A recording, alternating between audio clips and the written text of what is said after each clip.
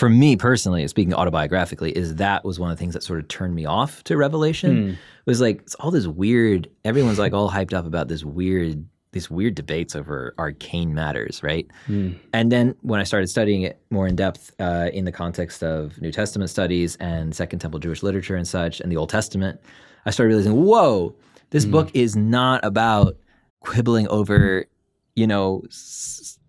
lines on a prophecy chart.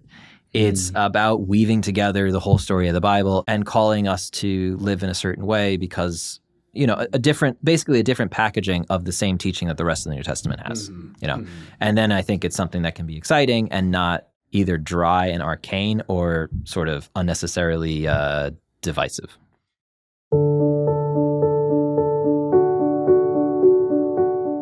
Well, Paul Lamicela, welcome back to the podcast. So we did a podcast with you a few months ago on how to read the book of Revelation.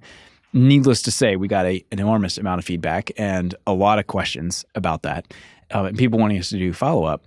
And something that maybe our audience doesn't know, but a lot of the episodes we do actually come from audience questions or suggestions like, hey, you should do one on this. And then, oh yeah, we'll do that. So this time around, we want to acknowledge those questions, actually just do more of a Q&A-ish on the feedback that we got, which was a lot. That's awesome.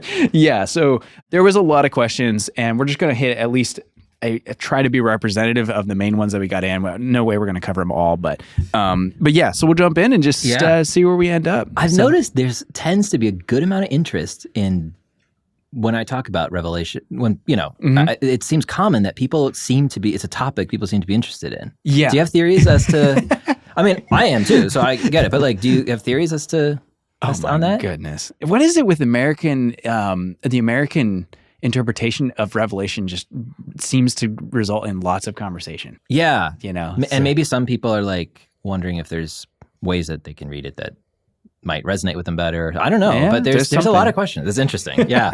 So one of the big ones, for example, and these are more samples. So I got this from a number of different people, so I'll just kind of do it in my own words.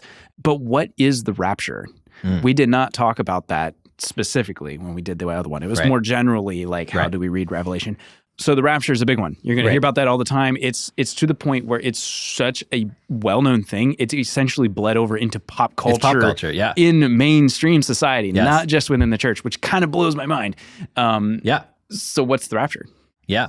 And if people are interested, maybe that was an allusion to the book by Daniel Hummel called The Rise and Fall of Dispensationalism. It is, yes. It is. So if anyone's interesed in, it's a great book. It talks about how dispensationalism, which is the father, is what made the rapture and certain other ideas. Well, what invented them and what made them popular. How that dominated American evangelicalism and then mostly died out in academic circles, but at the same time crossed over into pop culture and sort of totally took over. That's a great book for any nerd out there who's interested. It's fairly detailed. There's it's well done. It's very good. If you're interested in modern Christian history, it's just so cool. But maybe that's just the nerds in us talking. So the rapture is when we think of the rapture. Now we didn't talk about it in the other one in part, well, for many reasons, but in part because Revelation never mentions it. Right? It's not in Revelation at all. But when we talk about the rapture, we're usually talking about this very specific dispensational idea of the rapture, which is the certain way of reading the Bible and Revelation that is very kind of literalistic. There's a lot of things, we can't go into that, but basically it was invented largely by this guy named John Nelson Darby in the 1800s in England, and then came into the United States, and for various reasons, including there's various reasons, from D.L. Moody to Schofield, that made it become super popular in America, took over American evangelicalism. But basically, it's the idea from that way of schematizing the end times. And by the end times, we're talking about sort of the last number of years before Jesus' return, not the way the New Testament talks about the end times, which is the whole period of time from Jesus that started with Jesus coming. When you say end times, we're using it in the frame of reference that you would typically see laid out in the United States. Well, yeah, that evangelical style of there's going to be this and then this is going to happen and the global government's going to take over. Like and there'll be 7 years of this and that. The whole timeline. That way, which is not how the New Testament uses the term, not how I like to use the term. Okay. But for now. Sure. So the idea that believers will be caught up to meet Jesus as he's returning is something that Christians all believe. But the specific kind of twist on this that dispensationalism brought was this idea that the rapture is something where it's not something that happens at the end of the age when Jesus is returning for final judgment and renewal of all things. But it's this sort of thing that Jesus snatches away his people, and then there continues to be tribulation and all sorts of problems, and then Jesus returns later, right? Yeah. And so there's different terms there's different understandings of this, but the most kind of classic one is pre-tribulational rapture or whatever, where God's people are taken up before what they view as a 7-year period of all sorts of terrible things happening before Jesus' final return. But there's been other takes. Some people think the rapture would be in the middle of those 7 years or whatever. So from my perspective, there is no 7 years, of that. We're speaking, Revelation, I think, is speaking when it's, and Matthew and other places, and speaking of this time of tribulation. It's speaking of this whole era where the beast is clashing with the people of Jesus, and when God's judgments, in a sense, are starting to be poured out, right?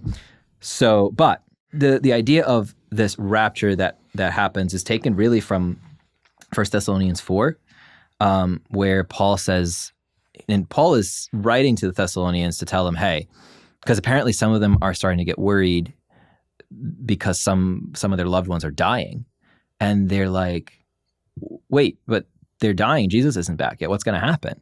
And Paul says, don't worry. You will be with them again. We'll be together. Sure, they're dead now, but Jesus is going to raise them, and he's going to snatch you up as well, and you'll be all together. That's the context. But so he says that the trumpet will sound, and the Lord will descend from heaven. So he's coming down, right? And it says the dead in the Messiah will rise first, and then all of us who remain will be snatched up to meet him in the clouds, and then we will, be with the Lord forever, it says. There's no hint there that this is something that is separate from, at a different time period from Jesus' final return. The language of the trumpet or Jesus descending is the same types of, trumpet language that we see in Revelation for Jesus' return. Jesus descending from heaven sounds a lot like what the angels said when the disciples saw Jesus ascend. They'll say, you'll see him in like manner descend, right? And you have the resurrection of the dead at the same time, right? And some people have tried to put a wedge in between that, but it really doesn't work. Like the whole point is that, look, we'll all be together. The dead in Christ will rise, yes, and they'll maybe be first part of this escort committee or whatever it is. But the point seems to be this is Jesus' return, right? And the snatching up is not a permanent, now we go up to heaven, but it is as Jesus is returning or whatever, we're brought to be with him, to follow him as he presumably returns to earth to bring about judgment and restoration. So all of this talk about the rapture and these elaborate models that have been built around this, all of that is based on that passage in Thessalonians? That's the main passage. So there's also the other places in Matthew 24 where Jesus speaks of signs of the end, by which also I think he's speaking of he's speaking of the destruction of Jerusalem and then the whole tribulation of those days until his return. And he says, be ready. And then he speaks of how he will, there'll be two people doing the same activity together. The one will be taken, the other left.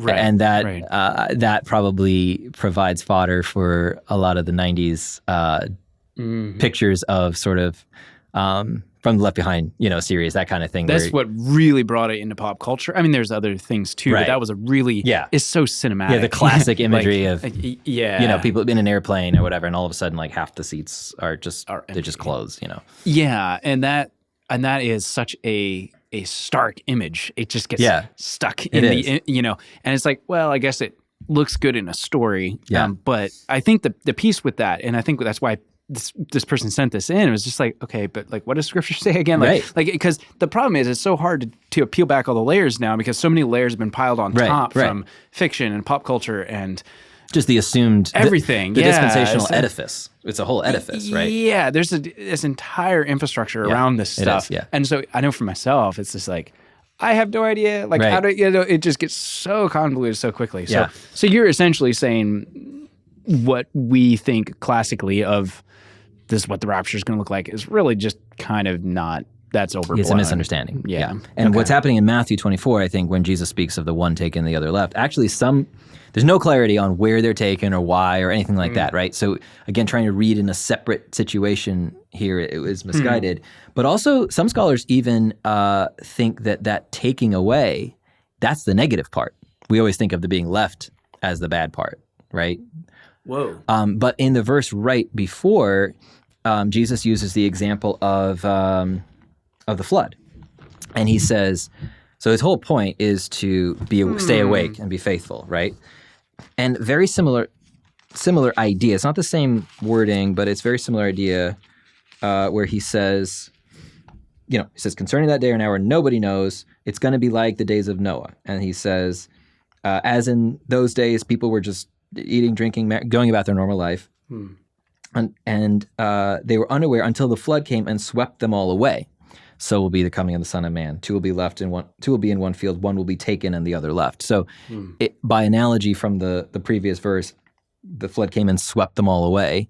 That leads some scholars to think that the ones taken away are the taking away is the taking away for judgment, right? Just like at the flood when they were swept away.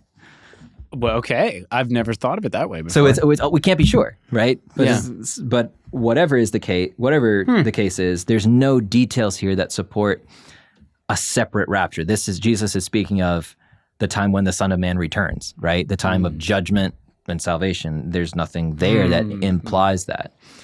And again, the emphasis, just like John in Revelation, is on in Matthew, is staying awake, being ready, right? Not in the sense of being ready by checking the newspapers, but being faithful, right?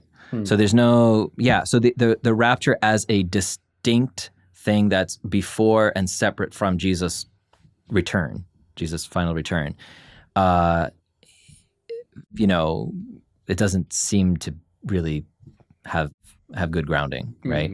But if we're saying the rapture in the sense that whoever's alive when Jesus returns will join him immediately and meet him as he returns or whatever. Yes, all Christians believe that. Yeah, that helps a lot. Kind of peel back the layers because it does feel like there's a lot of fog around these things. And it's just like, I don't know. It's just so easy to be like, I don't know what to think. Let's just we're not even going to look into it. Right. That's very helpful. So here's another comment that we got from someone named Caleb.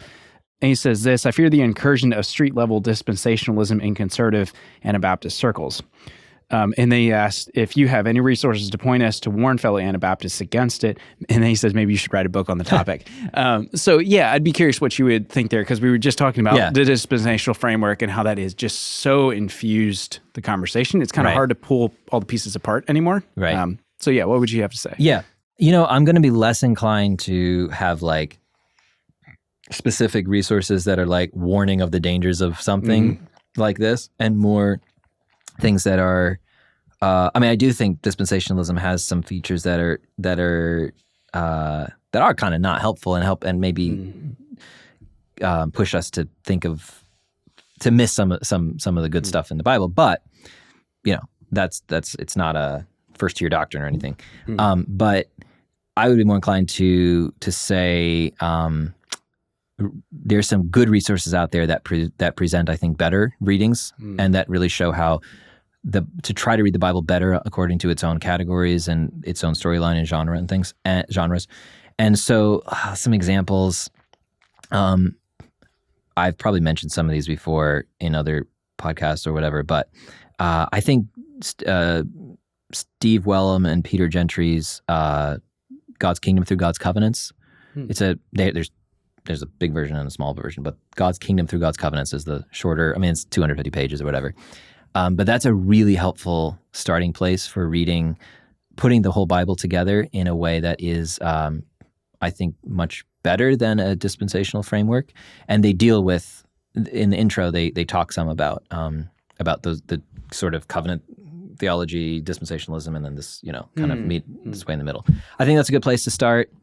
For the history of dispensationalism, that book by Daniel Hummel, The Rise and Fall of Dispensationalism. What else? Those are a couple of good places to start. But you're not necessarily saying, oh, we need to be out here warning people of this. It's not really, you're not approaching it like that. I'm not. I think, again, there are so many people that we respect very highly in recent American church history have been dispensational to some degree or another. Good, praise God. So it's not some it's not evil or whatever, but I do think it produces some problems and things that I do think are actually significant and should be avoided. Another book that deals with there's one more book that deals with specific topics from a perspective, non-dispensational, but also non-covenant theology, which is kind of the other side of that spectrum. Perspective is called Progressive Covenantalism, and it has a chapter. It's edited by Steve Wellum and Brent Parker, I think, and it has chapters on different topics like the Sabbath and Israel and the church, the land promise, different things like that are treated from a non-dispensational perspective, but also a non-covenant theology perspective. Oh, one more book. I keep saying one more. It's called From Continuity to Discontinuity. Can't remember off the top of my head the author, but maybe Ben Merkel's one of them. But From Continuity to Discontinuity, it just lays out the spectrum of ways of reading the Bible, from her dispensational on the one hand to covenant on the other hand. So it's just kind of more of a survey type of thing. I think that would be a huge help for untangling this if you can kind of see, okay, here's some different options. Here's the different frameworks actually explained pretty clearly, because otherwise, whatever it is, whatever position you have, it just kind of naturally infuses. Yeah, exactly. And you may not even know you have that position. Yeah. And some of the, that book and also the history book I mentioned, are helpful. It's helpful to know some of the history of dispensationalism, because it reminds us, it feels like it's, for most evangelical Americans, and I include our people in that, dispensationalism is just the air we've grown up breathing. Not full-fledged, but some of the ideas. And we don't realize that it's actually a very novel set of ideas, right? It did not exist in the church before sort of the 1800s, and it really dominated America. So just recognizing, having a broader perspective, and say, hey, at least it's not the only take on things, and historically it's been a minority take. So. That's some really helpful context, because I know when I read that book, I was like, oh, that's really interesting, because historically speaking, this is relatively new. It's new, and it's fairly tied to North America, the United States. That makes sense. Okay, so another big one, back to some of these frameworks. So we talked about the rapture. Well, then what is the tribulation? That was another question we got. Well, what is this then? And do we have to be worried about 7 years of horrendous evil that's about to hit at any moment, which is the typical, way of saying it? Again, some people saying, the rapture will be before that, so we don't have to worry about it. But I also have friends that say, oh no, the rapture will be after the tribulation, so buckle up. We're going to have this horrid period that Revelation lays out, all these terrible things that will happen. Yeah. What's the tribulation? Yeah, and this goes back to, this is complicated, because this goes back to Revelation, but also Matthew 24, and I think the rest of the New Testament. But Matthew 24 is debated. There's different readings of it. There's preterist readings, which see pretty much all of it as referring to AD 70. I don't go there. You're saying that this section in Matthew, this is the prophecy that Jesus is giving about all these things that are going to happen, and some people saying, oh, this happened within the lifetime of the apostles, like the destruction of the temple, and, and so forth. So I'll try to be really quick here, but what prompts this is the disciples ask, what will be the signs of your coming of the end of the age? And Jesus says, there's going to be wars, rumors of wars. People are going to false messiahs are going to come and lead many astray, which is interesting, right? Ooh, yeah. Many will come in my name saying, I am the Messiah. Like, who are those? They're they're non-Messiah people, right? Mm-hmm. And they lead people astray. There'll be wars, but don't be alarmed. The end is not yet. Nation will rise up against nation, kingdom against kingdom. Will be famines, earthquakes, etc. These are just the beginning of the birth pains, right? This is tribulation language. But he's saying this is just the beginning. They'll deliver you up to tribulation. You'll be put to death. You'll be hated by all nations for my name's sake. The one who endures to the end will be saved. And then, so this seems to be something of an overview of the type of tribulation that Jesus' own disciples are going to experience, but also what's going to happen.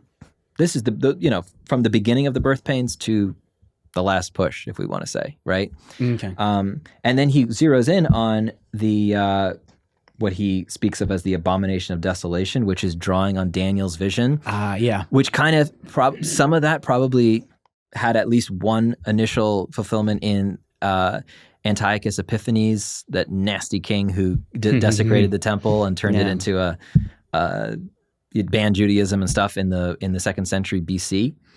But that itself is sort of a prefiguration of the destruction of the temple in AD 70. Those come after Jesus. And so Jesus speaks of the immediate destruction of Jerusalem that's coming. And he says, flee, etc. But then he seems to sort of be merging that. He seems to be treating that almost as the beginning of the big tribulation, right? When you see the abomination of desolation, then let those who are in Judea flee to the mountains, get out, right? And then there will be great tribulation, such as has not been from the beginning of the world until now and never will be. And if those days hadn't been shortened, no human being will be saved. And then all sorts of false messiahs and false prophets will arise and perform great signs and wonders so as to lead astray, if possible, the elect. All of this stuff, which doesn't seem to be just AD 70, but it seems to start there, right? It's just, right? And then he says, if people say, look, Jesus is back in the wilderness, don't go there because you'll know when he's back, right? And then he says, after the tribulation of those days, and those days seems to be this whole era from like the beginning of birth pangs to all the way to, right before the return. And then he says, the moon will be darkened, the stars will fall from heaven, and then will appear the Son of Man coming in the clouds. And it seems that what my take is that what he's doing here, and if you want to read others on this, Craig Keener in his Matthew commentary, Osborne as well in his commentary on Matthew, there's plenty of good takes, but is that what's happening is Jesus is taking the destruction of the temple and Jerusalem that's going to happen 40 years after Jesus is saying these things, is in a sense the beginning of this era of judgment that will culminate in this era of tribulation that will culminate in the final judgment. So in New Testament studies, we talk about inaugurated eschatology. Interesting. Okay. The already not yet. The idea that the era of salvation is both here but not fully here. So like Jesus rose from the dead, but the rest of us haven't risen from the dead yet. Or like we've had the Spirit, but the Spirit is the first fruits of the full inheritance, right? So we have it, but not yet. And I think that the flip side of that inaugurated eschatology is judgment, the judgment side. That the destruction of Jerusalem, just like Jesus' resurrection from the dead was the first installment, the first part of new creation, the destruction of the temple was sort of symbolically the first part of this judgment that will culminate in final judgment, final destruction. And that's why it makes so much sense for Jesus to use it why we start, it sounds like he's mixing up the judgments, the tribulations that he seems to think all of his followers will, from his immediate disciples, and it seems to drag on for a while because he says, I don't know when I'm coming back, and there'll be all sorts of false people arising and, all that kind of thing. But in a sense, the destruction of Jerusalem kind of seems to mark symbolically the beginning of the end in that way, just like Jesus' resurrection marks the beginning of the beginning, right? I've never thought of that before. That's really interesting. So you're not saying, oh, the tribulation is going to be this chunk of time when this is going to happen. You're not I don't know what the word is, boxing it in quite like that. Again, classical style of reading this stuff is like, oh, it's this block, this specific thing. Yeah. It's all broke down. They have all these formulas, whatever, all this Yeah. stuff figured out exactly how, boom.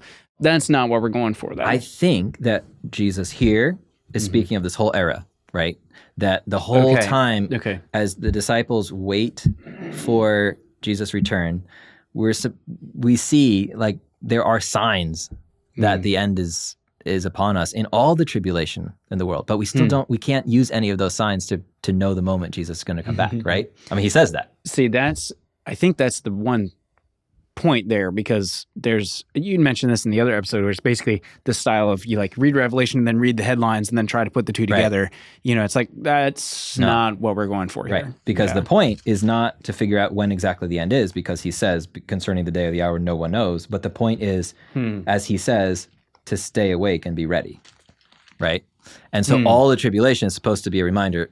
We're living in this era of judgment, and that era could end, that God could cut short those days at any moment, right? Yeah. And I think that fits very much with what the New Testament says, what the rest of the New Testament says about tribulation. So John 16, in the world you will have tribulation, but take heart, I have overcome the world. Peter sees in 1 Peter, it's all about expecting his readers to be living through an era of suffering that's followed by glory. 1 Thessalonians 1, it is evidence of the righteous judgment of God that you may be considered worthy of the kingdom of God for which you are suffering, since God considers it just to repay with affliction those who afflict you, and to grant relief to you who are afflicted as well as to us when the Lord Jesus is revealed from heaven with his mighty angels. This is the whole New Testament is all about is expecting that we live in a time marked by tribulation, and in a sense of the beginnings of God, the birth pains of God's judgment. Revelation uses the word tribulation throughout, in many cases, to speak of what Christians throughout the ages are going through. Right, I know your tribulation, your poverty. He says in one of the letters in Revelation 7, speaking of, I think, all of the martyrs or God's people throughout the ages. These are the ones who are coming out of great tribulation. Then the question is, well, but what about those 3.5 year numbers? Right, that right, yeah. And what's going on there, so John uses this in chapter 11 and 12 of Revelation, and maybe 13. These numbers come up 4 times. Sometimes it says 1,260 days, sometimes it's time, and half time, and one time it's that time, and another time it's 42 months. The 2 other times it's 42 months, something like that. And but it refers to the same period of time. And what he's doing there is symbolically, it's kind of, to me, fairly clear because of the way he uses it in chapter 12 to speak of the entire time when this woman is being kept by God in the wilderness, but also chased down by the dragon, right? Or the whole time that those 2 witnesses representing the church are bearing witness and being opposed in chapter 11. He's drawing that from one of Daniel's visions, where the vision of the weeks, where Daniel sees this figure that will sort of cause great disturbance to God's people in the half of this prophetic week of years or whatever, right? Yeah. Okay. And or from Daniel 7:25, this specifically mentions that, and I think this is particularly relevant. Yeah. As for the 10 horns, so this is the beast, the 4th beast, which is kind of the pattern that John uses for his beasts in Revelation. He has 10 horns. Out of this kingdom, 10 kings shall arise. Another shall arise after them. He shall be different from the former ones. He shall speak words against the Most High. He will wear out the saints of the Most High and shall think to change the time and the laws. And they shall be given into his hand for a time, times, and half a time. So that's the 3.5 symbolic years. Okay. But the court shall sit in judgment, and his dominion will be taken away and given to the people of the saints of the Most High. And I think what John is doing is he's taking that 3.5 years, kind of like fourscore and however many years ago, at the beginning of the Gettysburg Address, right? Oh, yeah. It's this symbolic number. I mean, Lincoln obviously was referring to a specific number of years, but the way we say it, like 80 and something, if I say it that way, I'm evoking the whole history of the Civil War and blah, blah, blah. Mm-hmm. I think John's doing something similar. That 3.5 years in Daniel represents this time. I think a symbolic time is half of 7. It's a limited time, but it's a time of suffering and tribulation, where the beast rules, is given some dominion, but it will end when the kingdom is fully in the hands of the saints, right? And so John takes that 3.5 years and plops it into cases where it seems to me fairly clear that he's talking about this whole era, right? So the woman she gives the birth to the male child. The woman, this is like a super cool story, but we can't talk about it. But she gives birth, and then she flees into the wilderness where she has a place prepared by God for 1,260 days. Then Michael and his angels fight against the dragon, and they come down, and then they try to persecute the woman, and then the dragon becomes furious with the woman, goes off to make war on the rest of her offspring. And we have the 1260 again. It seems like this whole time of where the dragon's furious is this 1,260 or times and a half a time, it says here, period. Okay. So that language of 3.5 years of tribulation, I think it's drawing off of Daniel, because that's a number that represents this finite period of time where that's marked by oppression and tribulation. And John seems to be employing that symbolically to refer to this whole age, the same age Jesus is talking about in Matthew, where he speaks of this whole era of time while we, from the destruction of Jerusalem, so to speak, to Jesus' return, that's marked by tribulation, but Jesus promised to keep us, to keep his people, till his return. So really, some people say this is symbolic of a 7 years of tribulation, blah, blah, blah. You're saying, no, this is symbolic of something else, essentially. Yeah, I think it's symbolic of the whole era that we're this whole era is marked both by salvation for us and also by tribulation for us and for the world. Yeah. I think that's how I understand it. That's really interesting because you can go down some interesting streets if you're like, well, there's a set time in the future where tribulation is coming and all this. You can start, I don't know. You can get down some interesting paths with that really, really quickly. Right. And I don't know, I'm often kind of wondered about that. You can go down to fear-mongering really quickly as well, and then maybe not, you know. But okay, so that's really interesting. So and again, this then corresponds pretty well with what we read in the whole rest of the New Testament, right? This expectation of God's judgment that comes throughout these last days, if we want to call them, this whole era. The expectation that believers suffer. It's what we read the whole rest of the New Testament. So, and it's what many Christians throughout history have experienced. Wow, that is a really good point. It's easier for us to say, well, maybe there's going to be 7 bad years in the future. But for believers and persecuted believers in the Middle East or Asia or whatever, that makes less sense, right? It makes a lot more sense to say, this is a time marked by tribulation. That does, and it also takes Revelation, instead of being something out there somewhere, it like brings it down to us, and makes it immediately relevant to us again. John tells the people. That makes sense. So another one that obviously came up when we're doing Rapture or Tribulation. Yes. What's the Millennium? Yeah, so this we can be quick on, I think, hopefully. I say that, but then I'm not. So the Millennium refers to how you understand Revelation chapter 20, which speaks of Satan being bound for 1,000 years. Yeah, what's that all about? Yeah, as it only comes from there. And then after the 1,000 years, he seems to be released from his cage, and he wreaks some final havoc and then is destroyed. Yeah. Right? And this issue, I want to stress that you can hold to any of the common views on the Millennium and still read Revelation well. This is not a big deal. In recent American history, it has been a big deal, right? Your view on the Millennium has been a litmus test of orthodoxy in some places, unfortunately. But you can read Revelation well and hold to different views. So the 3 main views have been that first, that this period of time is a literal period of time, whether it's exactly 1,000 years or it stands for a different period of time, whatever. But it's a specific period of time that comes. So premillennialism means that Jesus returns first, and then there's this 1,000-year reign of prosperity with him ruling on this earth before the final judgment and the new heavens and new earth.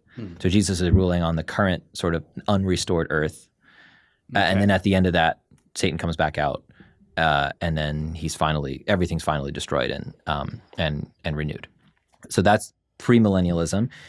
There have been some people who've held that throughout church. Well, especially in the early church, there were people who held a version of that, but it's not been the dominant view in church history. Then dispensationalism came along with its own version of this. That's when the rapture, all gets tied into, and the literal tribulation, all that kind of stuff gets tied into this, and that then became the dominant view in the United States. So that's that. Postmillennialism is like a really interesting one. I still think you have to have a certain temperament, very optimistic temperament. Yeah. But it was a big thing back in the day. It was, yeah. It's really interesting. So postmillennialism is the idea that, again, there's the 1,000 years. It's not a literal 1,000 years, but it represents this period of time where the current earth the gospel will have triumphed. And, people, the earth as we, the current society will have become largely Christianized and will be basically Christian, and everything will be awesome before Jesus returns. So it's just that the gospel advances and everyone people just keep getting saved and like stuff gets better. And then at the sort of the grand finale of that, Jesus returns. And that view has been held by some significant people, Jonathan Edwards, B.B. Warfield, et cetera. It seems to have fallen out of fashion around World War I. That would make sense. Everyone got depressed about how terrible things were. So, So that's that is that. Then the final major position, there is another position that's been advocated more recently called New Creation Millennialism, but we won't get into that. But the final position, which has been the dominant position in the history of the church, is amillennialism. The a meaning no, but it doesn't mean that it's kind of a misnomer because it doesn't mean that there's no millennium, but it understands that what Revelation's talking about, this 1,000-year period where Satan is bound, it understands that as referring to this whole era between Jesus' ascension, basically, and his return. So between Pentecost and Jesus' return, that whole era is this period. Okay. And that would have been a fairly common view in, like, say, the early church, for example. Yes, I think that was the more common view in the early church, I think. But then it became the dominant view kind of once Augustine changed, I think Augustine changed his mind in favor of this view. And then it kind of became the dominant view, as most things, whatever Augustine believed kind of became the dominant vw for a long time. He had a lot of influence. He did, yeah. So those are kind of the three main ones to keep in mind. Yeah. Now, what's weird is that people could say, like, how Satan being bound, that just seems bonkers. Like, how can that refer to this whole era when you've also just said this is the time when the beast reigns and all this kind of stuff, right? Yeah. How? Right. So I think the key understanding here is that Revelation 20 speaks of Satan being bound so that he might not deceive the nations any longer. To me, that's the key part of that. Interesting. Right? And when you look at the history of what God has been trying to do in the world, from creation to or from the fall, let's say, to now in redemptive history, Pentecost marks this moment where from then on the gospel has like exploded. Okay, there's been highs and lows, but the people from all over the world are believing God and Israel's God and submit to Jesus now. Like in ways that before Jesus coming were not the case, right? There was this one little camp, Israel, who had the knowledge of God, and the rest, so Paul says, these times of ignorance God winked at, he overlooked, right? But now he commands all people everywhere to repent. And so amillennialism says, yes, the devil, sure, there is one, taken from one angle, the devil has lots of power and he's doing all sorts of crazy stuff. The beast is very much roaming.